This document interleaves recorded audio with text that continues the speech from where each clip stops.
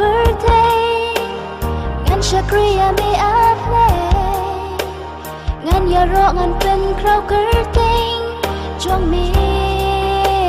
try wala ching but shy can well ngàn tur ngàn om ken ran ya mi ngàn shakri lenter kiss me ngàn shakri tan ya mi ngàn pen sngom hai ya mi ta la do nut ta la nan sim ngàn ya ro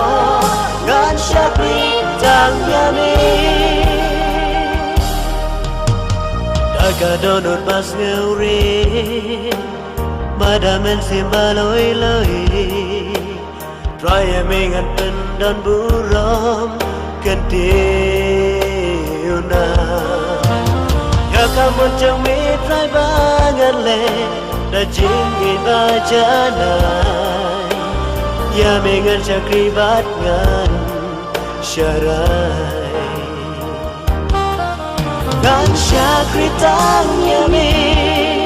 ngàn pen sngom hai ya mi ta la do nut ta la nan sim ngàn ya ro ngàn shakri tang ya mi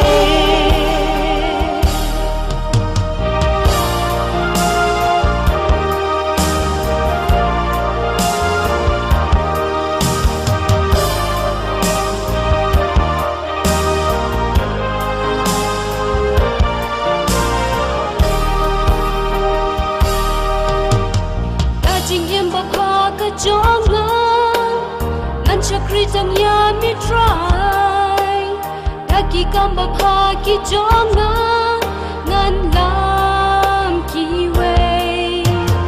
akan ti ba mi la hi kai ngan feli ya ki try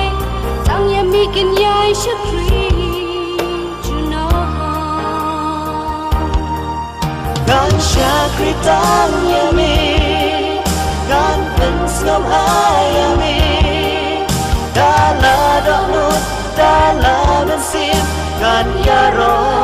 ngàn shakri tang ya mi